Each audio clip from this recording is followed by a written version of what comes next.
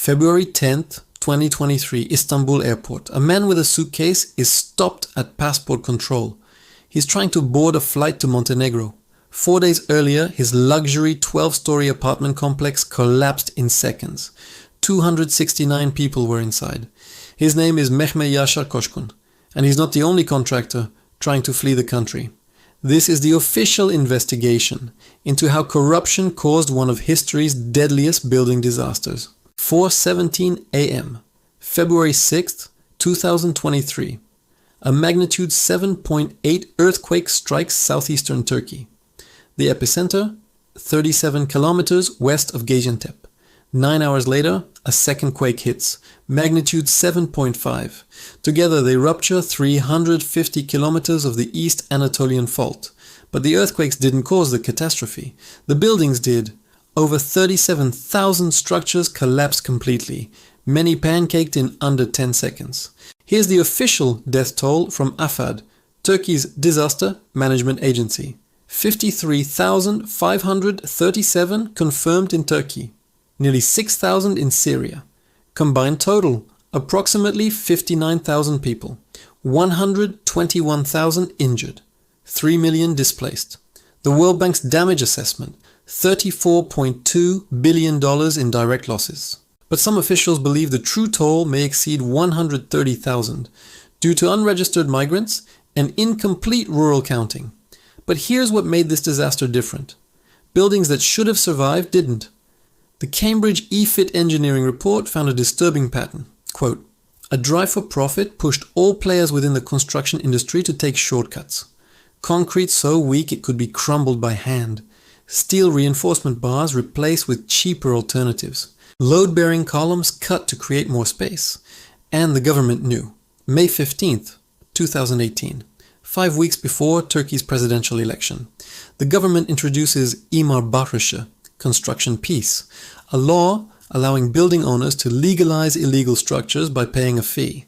No safety inspection required, no engineering review, no earthquake assessment, just a self-declaration form and 3% of the property's value. The government collected 23 billion Turkish lira, approximately $4 billion US. Here's how many buildings received Amnesty certificates in the earthquake zone. Hatay Province, 56,464. Gaziantep, 40,224. Kahramanmaraş, 39,058. In total, nearly 300,000 buildings in the affected region were legalized without any structural inspection. According to the Turkish Chamber of Engineers, 43% of these amnesty certificates were in the areas that suffered the worst damage. Within days of the earthquake, contractors started running. Mehmet Yaşar Koşkun, caught fleeing to Montenegro. His Renaissance residence collapsed with 269 inside. Yavuz Karakuş stopped at Istanbul airport heading to Georgia. He was carrying $16,000 cash. His statement to police: "My conscience is clear. I built 44 buildings. 4 of them fell." By February 25th, 184 contractors had been arrested. 612 were under investigation. The harshest sentence in Turkish legal history went to Hasan Alparslan. His 14-story apartment building in Adana collapsed. 96 people lost their lives. Only one person survived. But here's what makes this case extraordinary. Adana was 200 kilometers from the epicenter. The building shouldn't have collapsed at all. Alparslan fled to northern Cyprus on the day of the earthquake. He attempted to transfer nearly $2 million abroad. His sentence, 62 aggravated life terms plus 865 years in prison. The World Bank's official damage assessment reveals the true scale of destruction. $34.2 billion in direct damages. Total recovery costs, $148.8 billion. Over 200,000 buildings required demolition. 210 million tons of rubble to clear. The most devastated province, Hatay, where 42% of residential buildings were destroyed. This wasn't an earthquake that caused unprecedented damage. This was decades of ignored warnings. This wasn't Turkey's first deadly earthquake. In 1999, a magnitude 7.4 earthquake struck Izmit. 18,000 people lost their lives. The same failure pattern: pancake collapses, substandard concrete, code violations. After 1999, new building codes were introduced. An earthquake tax was implemented.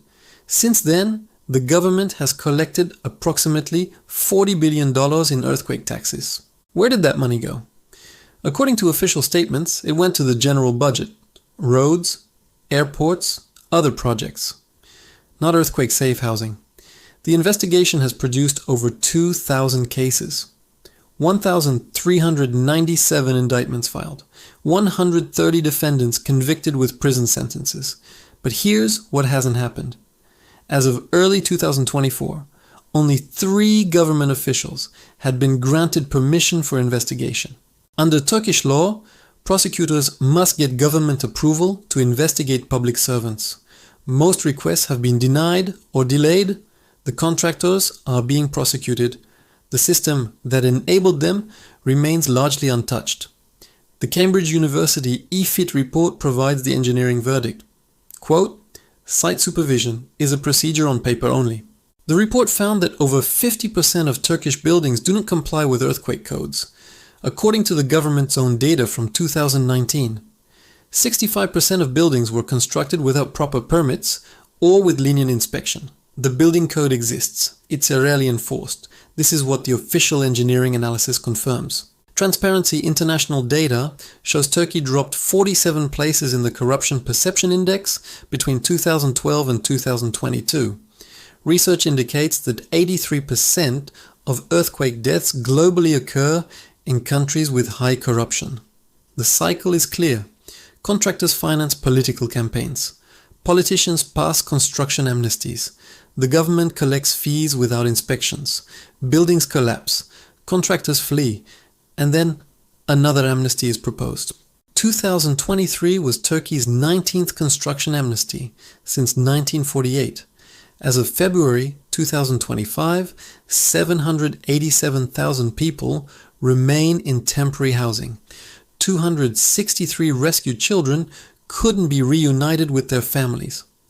The ICS hotel case, where 72 people lost their lives, including 26 children, from a volleyball team, resulted in 18-year sentences for the owners. But after the 1999 earthquake, over 2,000 lawsuits were filed. 1,800 ended in amnesty. Only 1 contractor served prison time. Will 2023 be different? The Cambridge EEFIT report's conclusion says it all. Quote, "A drive for profit pushed all players to take shortcuts. The earthquakes didn't cause 59,000 casualties. Corruption did." In our next investigation, we examine another infrastructure disaster. Italy is Morandi Bridge collapse and the €29 billion lawsuit against Autostrade. Subscribe to follow the official investigation, because the buildings that fail aren't random, they're predictable.